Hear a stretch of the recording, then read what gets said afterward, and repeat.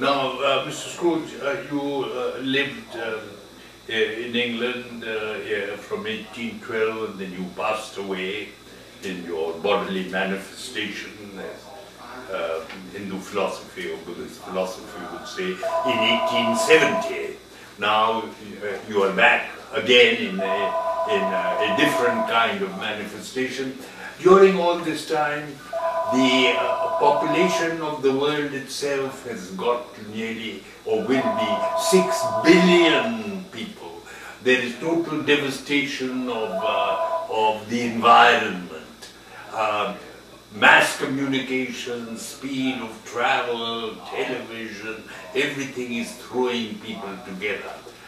Can we, because of necessity, the Darwin's survival of the fittest, replace our present politico-economic system, which is, as of now, based basically on usury?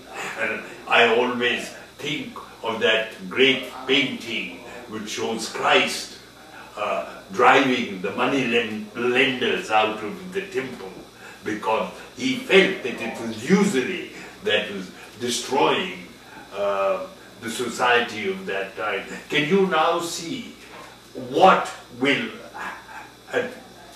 reasonably speedily have to replace our, it is a worldwide system, through organizations like the IMF, the World Bank, the World Trade Organization, in the political sphere, the United Nations, UNESCO in the cultural sphere, the world,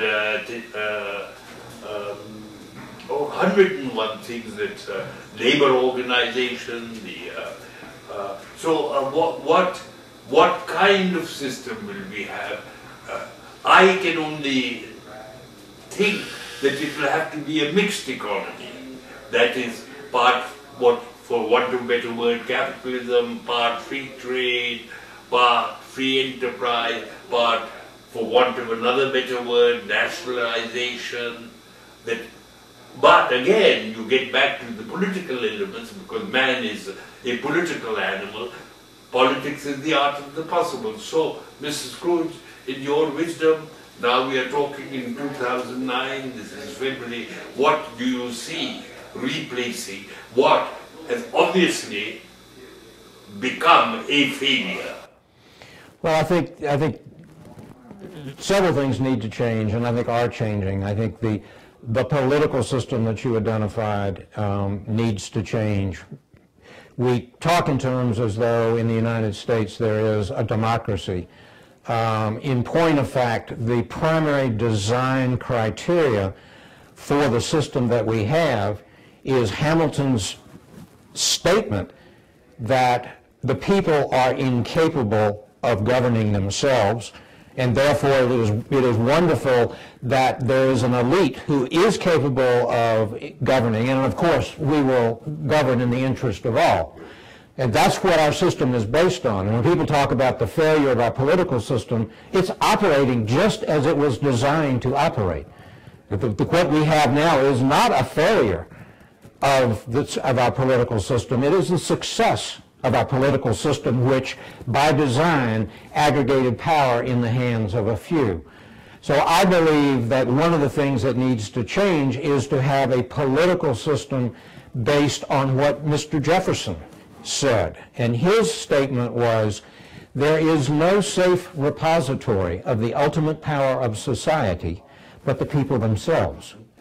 And if we deem them incapable of exercising this power with wholesome discretion, the remedy is to inform their discretion through education, not to take it from them.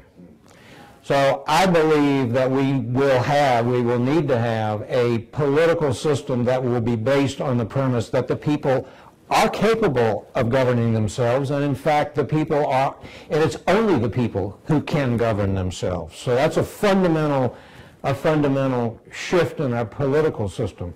And I believe the fundamental shift in our economic system will be away from money as king back to money as a tool. The kinds of fundamental assumptions that need to be changed, you mentioned one, usury. lending money at interest up until 1920 was in the same category of sin by the Catholic Church as incest. That was as late as 1920. Today, under Islam, they come out. It's morally reprehensible to lend money at interest.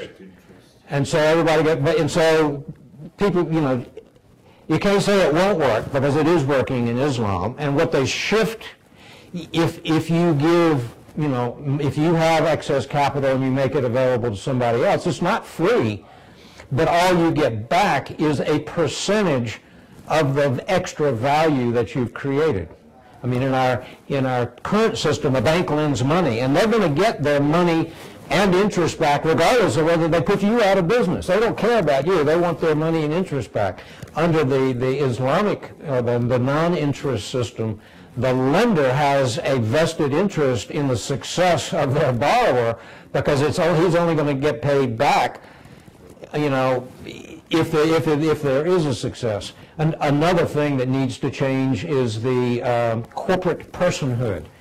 Today, under our jurisprudence, corporations have unlimited life. They have limited liability. In other words, the people working in the corporations and the owners of the corporations can't be sued for the acts of the corporation. But corporations have every right under the Bill of Rights as a natural person. So in other words, we cannot influence or restrict advertising because that's commercial free speech.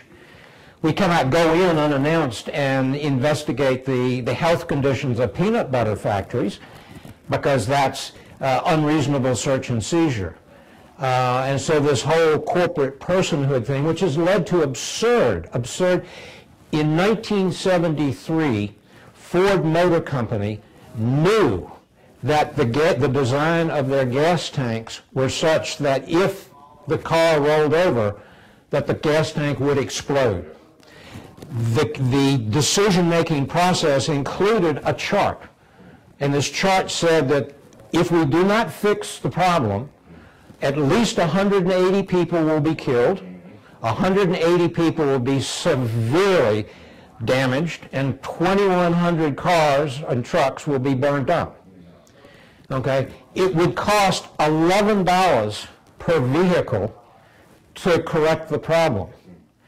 They ran the numbers and they figured the cost of the dead people, the injured people, and the vehicles was only $37 million. The cost of spending $11 per vehicle would have been $140 million.